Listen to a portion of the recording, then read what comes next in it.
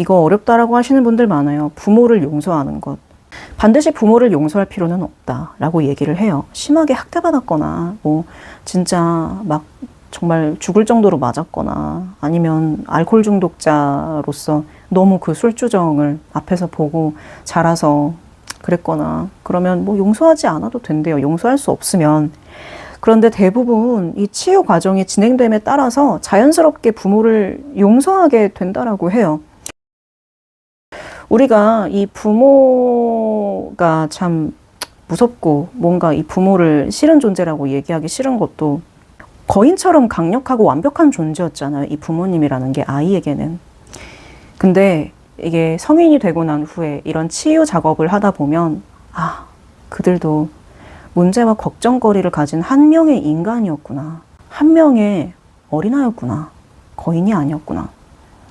죄책감이 들 수 있어요. 부모를 공격한다는 게. 그리고 나의 과거를 부정하는 것일 수도 있기 때문에 합리화하면서 살았을 수 있거든요. 나의 부모님 그래도 나한테 좋게 해줬어. 뭐 그렇다고 정말 너무 정말 나쁜 사람이다. 이게 아니라 이 삶의 덫이라는 차원에서 봤을 때, 이 관점에서 봤을 때 무엇이 잘못되었는지 이성적인 관점에서 반박을 하라는 거죠. 이것은 잘못되었었습니다. 라고요.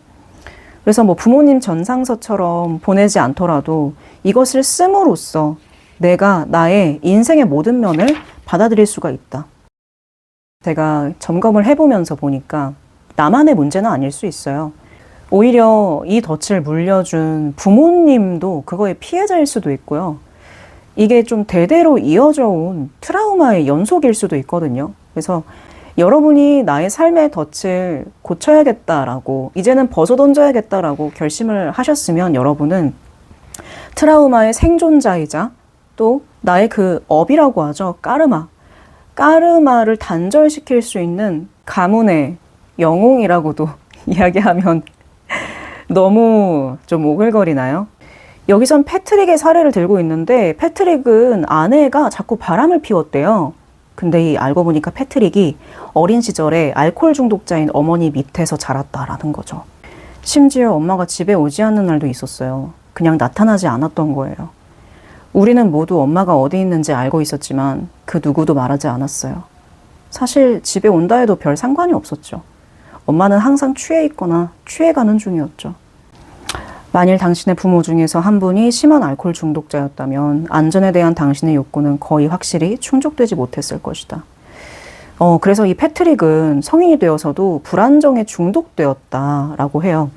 불안정한 상황이 마치 자석처럼 그를 끌어당겼다라고 합니다.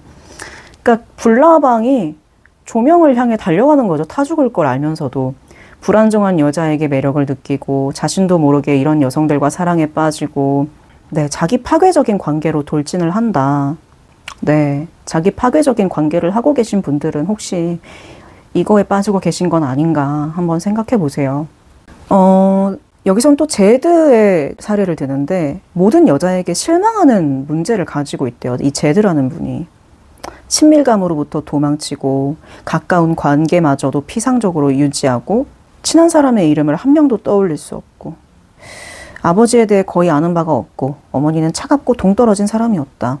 그는 어린 시절에 감정적인 교류나 신체적인 접촉이 없었다. 흔히 결핍되기 쉬운 세 가지 어렸을 때 양육, 공감, 길잡이가 제드에게는 모두 없었다.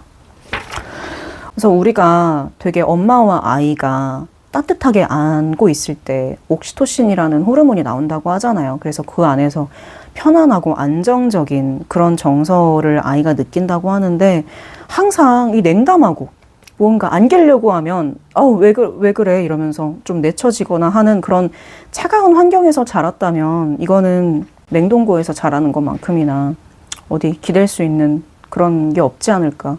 내 삶이 왜 있다곤가 라고 자책하지 마시고 내 삶의 덫을 알아차리고 관심이 있으면 이 책도 한번 찾아서 읽어보시길 권해드리고요. 이 부분만 읽어도 충분하거든요.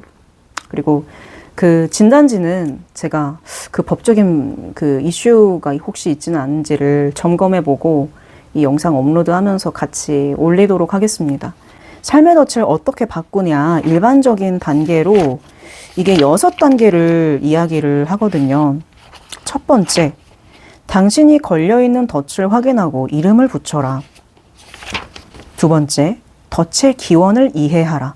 당신 안에 상처받은 어린아이를 느껴봐라.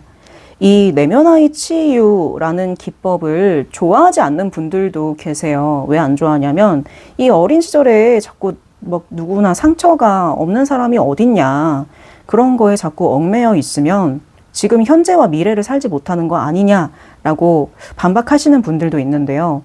이 내면아이 치유와 관련된 모든 그 원리는 저는 그렇게 생각해요. 그러니까 어떤 지금 현재와 미래를 잘 살아나가기 위해서 지금 나의 현재가 어떻게 구성되었는지 그 메커니즘이 과거에 있다면 그 과거를 분석하고 아는 것은 굉장히 중요한 거죠. 과거에 얽매여 있는 것과 과거를 분석해서 현재와 미래를 더 잘 살아나가기 위한 것은 완전히 다른 겁니다. 과거에 매몰되어 있지 말고 과거를 알고 미래와 현재를 살면 돼요. 자, 그러면 세 번째는 덫을 공격할 수 있는 증거를 모아라. 이성적인 수준에서 그 타당성을 논박하라. 제가 처음에 이 삶의 덫은 내 내면의 적이라고 했잖아요. enemy. 그래서 여러분은 진짜 이 삶의 덫으로부터 나를 이 자유로 이끌어주기 위해서 투쟁하는 거죠. 스트롱글링. 그래서 논박을 충분히 하시고, 또 여기는 어떤 어린아이에게 편지도 쓰고, 또 이 반박하는 논거를 어떤 카드에 적으라고 해요. 그래서 자꾸 사람이 뭐 확언을 하고 자기 충족적인 예언을 하고 그거의 그 어퍼메이션의 효과가 바로 그거잖아요. 자꾸 이제 인지를 하게 시킴으로써 나의 뇌의 자동적인 생각 회로를 바꿔주는 건데, 제가 그 노란색으로 형광펜 쳐놓은 부분만 빨리 읽어드릴게요. 누군가에게 버림받은 느낌이 드는 경우 내가 혹시 과민한 것은 아닌지 반문해 보아야 한다. 그 사람이 나를 버리지 않나 하는 생각이 들더라도 나의 버림받음의 덫이 자극받는 것일 가능성이 있다. 뭔가가 어린 시절에 일어난 일을 상기시키고 있다. 사람들에게는 독립적인 공간을 가질 권리가 있고 나는 사람들의 공간을 존중해줘야 한다. 항상 가지고 다니고 이걸 복사해서 침대 가까운 곳에 두고 매일매일 보아라. 그게 치유의 여정이다. 네 번째, 당신의 덫의 기원을 제공한 사람에게 편지를 써라. 이게 내면의 어린아이가 목소리를 내게 하는 건데요. 나의 고통을 표현하게 하는데 그 대상이 부모일 가능성이 높죠. 죄책감이 들 수 있어요. 부모를 공격한다는 게. 그리고 나의 과거를 부정하는 것일 수도 있기 때문에 합리화하면서 살았을 수 있거든요. 나의 부모님 그래도 나한테 좋게 해줬어. 뭐 그렇다고 정말 너무 정말 나쁜 사람이다 이게 아니라, 이 삶의 덫이라는 차원에서 봤을 때, 이 관점에서 봤을 때 무엇이 잘못되었는지 이성적인 관점에서 반박을 하라는 거죠. 이것은 잘못되었었습니다 라고요. 그래서 뭐 부모님 전상서처럼 보내지 않더라도 이것을 씀으로써 내가 나의 인생의 모든 면을 받아들일 수가 있다. 다섯 번째, 덫의 패턴을 자세히 살펴보라. 자세히 살펴보고, 또 여섯 번째, 다음 단계는 패턴을 깨는 것이다. 패턴을 깨는 게 굉장히 시간이 오래 걸린대요. 빨리 되는 게 아니에요. 이게 안다고 해서 내일부터 나 이런 덫에 있으니까 내일부터는 이거로부터 해방, 이게 아니라 계속해서 알아차리고 이 덫이 작용하려고 할 때 이거구나 하고 다시 한번 아까 그 플래시 카드를 적었던 것을 상기시키고 계속 그 고치려고 했던 원점으로 돌아와서 노력하는 거. 일곱 번째 단계, 계속 노력하라. keep going 해라. 노력이 필요하다. 지속해 나가라. 여덟 번째, 그리고 이거 어렵다라고 하시는 분들 많아요. 부모를 용서하는 것.